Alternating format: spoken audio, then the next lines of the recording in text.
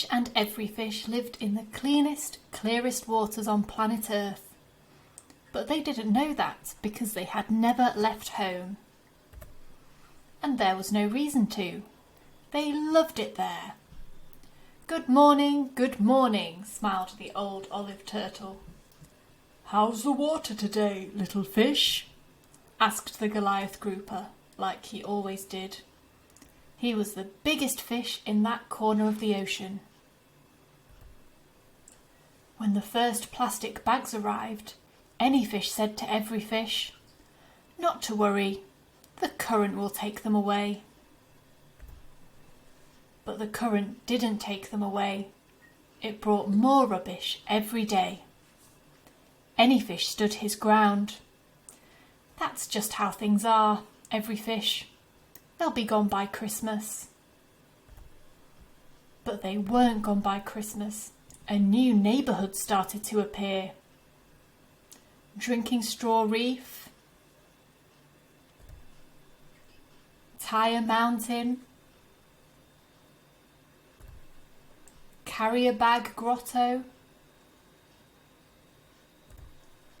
The old olive turtle was very worried and scurried off for safer waters. Everyfish felt upset and decided to do something. She wanted to join a shoal that was planning to clean up the ocean floor. "We're too small to make a difference," said Anyfish. "It's a waste of time. It won't work." Everyfish didn't go. The stingray and the lobster came to ask if they should all leave like the old olive turtle. "No," replied Anyfish. "This is our home. Better to wait." Hope gave way to fear when another friend disappeared. "Have you seen Mr. Grouper?" asked Octoday. "Maybe he followed the old olive turtle," suggested Octomorrow. Anyfish went quiet. Everyfish stared at the floor. The crab didn't know where the Goliath grouper was either, but brought good news. "Look! The sea of plastic is shrinking!" "That's great! But why?" asked Everyfish. The crab seemed scared and stepped aside.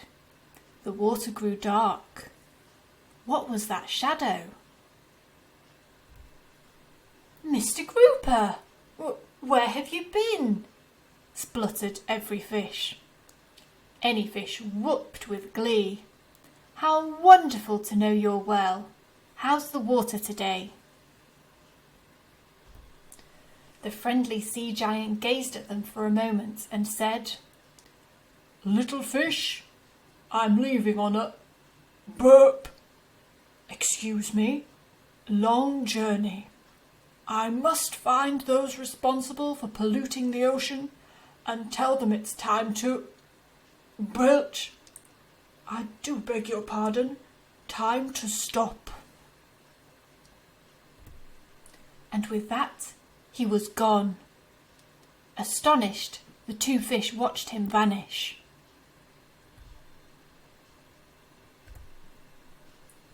Just like old times, Anyfish and Everyfish swam happily in the cleanest, clearest waters on planet Earth.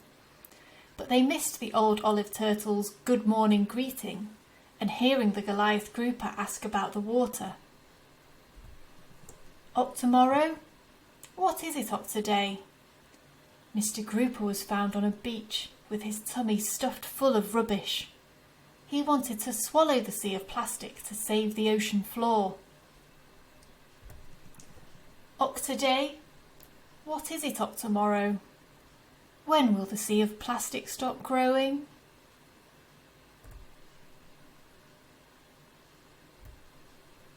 When the first oil slicks arrived, Octoday and Octomorrow knew that there was little time left.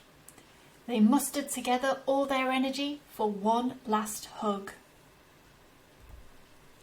Do you know how much energy there is in the heartfelt embrace of 16 tentacles and 6 hearts? The tide swirled suddenly, gigantic waves formed, whirlpools shot up to the sky. Never before seen colours flooded the water, earth and air in a storm of emotion that swallowed the earth. No one who saw it could resist the urge to hug whoever was closest. It was then that everyone realised they lived in the same home, a planet that was in need of better care. And when one person does their small bit, they inspire another to do theirs, and those small bits make a big difference. With everyone working together, the sea of plastic disappeared and the oil was cleaned up. The sea could finally breathe easy. The water was clean and clear again for any and everyone, today and tomorrow. For fish and octopi, for me and you. The end.